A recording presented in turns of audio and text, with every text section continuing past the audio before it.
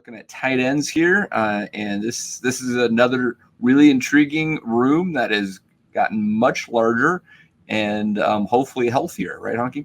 Yep, coached by Bob Wager, the new tight ends coach who came straight from high school, Arlington Martin High School in Texas. The roster 2023 starts with Chris Hickman on top here, junior, 6'5", 215. Now, I did read something that said that maybe he hasn't been around the team as much the last couple of weeks. I don't know. We'll find out more in spring ball, but he's still listed. James Carnie, sophomore, 6'5", 225. Fidone, Thomas Fidone, today was speaking, and we've got a video of him in a little bit here, 6'6", 235. And then Arik Gilbert, that's the transfer, the sophomore, 6'6", 260. Jesus. And that's the transfer there, and he is from Georgia. Now, Fidone, by the way, just to be clear here, this says 235. He was asked about that today. He said he's 255 right now. So just to put that in perspective, he's 6'6", 255. Gilbert's listed at 6'6", 260. And those two guys were both in the same recruiting class, and they were both pretty much the number one, number two tight ends in that class that year nationally. So there's talent there. A.J. Rollins, sophomore, 6'6", 220 from Omaha. Chase Androff, the redshirt freshman, 6'6", 235 from Minnesota a year ago. And he's pretty much he was also listed at 255 after the holidays. Sorry. Probably not too far off. Brodie Tagaloa, redshirt freshman, 6'3", 260. And then Isaiah Smith-Flores, the freshman. Now, he's not here yet, but he's the one that Ismael. And he's the one from Arlington Martin, played for Bob Wager there in Texas, and is the Iowa legacy. His dad is in like the Iowa Hall of Fame. So he's 6'4", 230. Yeah. That's right. And did I say Isaiah? Jeez. Yeah, it's hard to read after this long. So anyways, you're seeing a lot of height, a lot of size. It's a big room, period. It's a big room with 8 guys. But this is an area where I think if we could start to see some differential things that they would do X's and O's wise, it could start in this room. Some more 2 tight end sets. I've even heard 3 tight end sets. And some of these guys are athletic enough to where you could conceivably see 2 or 3 of them out there, but not all in those positions. You could see a Fidone lined up, as a split back, and he even mentioned, getting into a running back position. He's watched some of the video of Coach Rule's offenses in the past where they've had tight ends doing multiple things. So it's very interesting to see what they're going to do with this room. Yeah, he said he wanted to be the best tight end in the country this year, and you said he's 255, Honky, but I mean, I think 20 pounds of him right now is that hair. Did you see that? I mean, my Lord. Well, here, Yeah. Do you have video? I bet you have to have video of this, right? Yeah, here. I'll watch the video here of his hair, and then also watch. This is where he talks about what some of the offenses have done at the position. So this is an interesting watch. Right when he got hired, the first thing I had to do, I turned on the tape. They have a tight end, Jaheim Bell. They have Austin Stogner, Atkins, and really I can see myself in all 3 of those positions. Austin Stogner is more. Obviously he's a receiving tight end, but he's definitely more of a blocking tight end. Where they have Jaheim Bell, he's a receiving tight end. He can line up as a running back. They'll do fun plays with him, reverses, screens. So I can see myself doing those things, but I can also see myself in the trenches. Getting blocks, getting dirty, which I love to do. So I'm excited for that too. He's got the classic man bun going on there. There's a couple extra heights. He's probably 6'8" with that, right? Too. So. 7'2". Yeah, that's like Fletch is like 6'6", 6'9" with the afro. Yeah, I don't know whatever that would be called that Fidone has there. But I mean, you hear about what some of the previous offenses have done under Coach Rule, and talking about tight end reverses and screen passes and doing lining them up in different positions, hand in the ground, turf, being a down line blocker, and being someone that's split out. And so there's a lot of different options there. And you can see the body types here. Chase Androff, I mean, he was a glorified offensive tackle in high school up there in Minnesota. They threw the ball only a handful of times. And so, he didn't get recruited because of his receiving stats, but he's a tough-nosed Big Ten kind of blocker.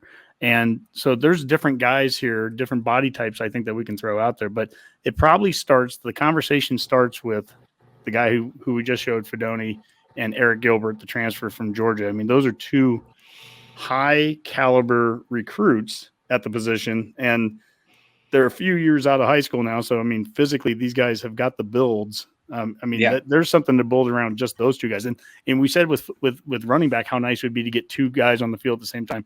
Those would be two guys on the field who mismatches and everything. That'd be nice to get on the field at the same time. Yeah, and Gilbert, his freshman year at LSU, where it was a COVID year, had a really good shortened season there, and things just didn't play out quite the same. Georgia, who has also had a very deep tight end room, but it's interesting. It's different, but Nebraska's actually done pretty well with tight ends over the last few years, right? I mean, with Jack Stoll, Austin Allen, Vokalek, and having success at the next level too. So hopefully that continues, and a little bit of a tight end U here at some point. Yeah, the size on this for this tight end room too. It looks like the offensive line for some FCS schools as well. I mean, honestly, yeah. I'm not even joking when I say that, because there's an FCS school right down the street from me, and I've seen their offensive line, and and if any of these guys are looking to transfer after spring, I know a really good. No.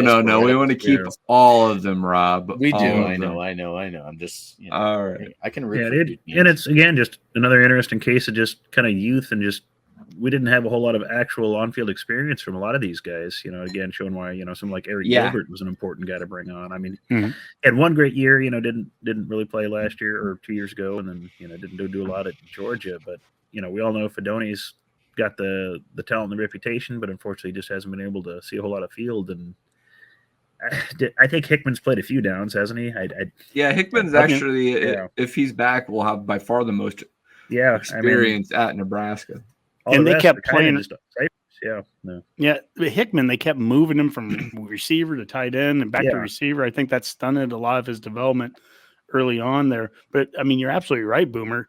Again, take the transfer out of this, take Gilbert out, and this room looks very different again. So there's a lot of potential. There's a lot of talent, I would say, out there in this room. But this spring, you can tell why this spring is so important, is because these guys, if you take the collective stats of this room, it's probably not very impressive. So there's a lot of potential, but it's kind of unseen potential yet, or unwitnessed at least. So we'll see what it looks like. This will be a fun group to watch in the spring game, because this will be some of their first chances to get out there in front of, hopefully 70, 80,000 people, and chance to kind of make a play. A.J. Rollins last year in the spring game, he was one of them that made a big catch. I think at a part where they were still playing real football at that time, and that was like one half that they were doing it before the 2-hand touch, in shorts. So yeah, absolutely. All right, well, it's going to be interesting. You're right. I do think the spring game could be a big part of determining who is playing here at tight end. Do you think they're going to take Fidone kind of easy here in the spring? I mean, just a risk factor right now too.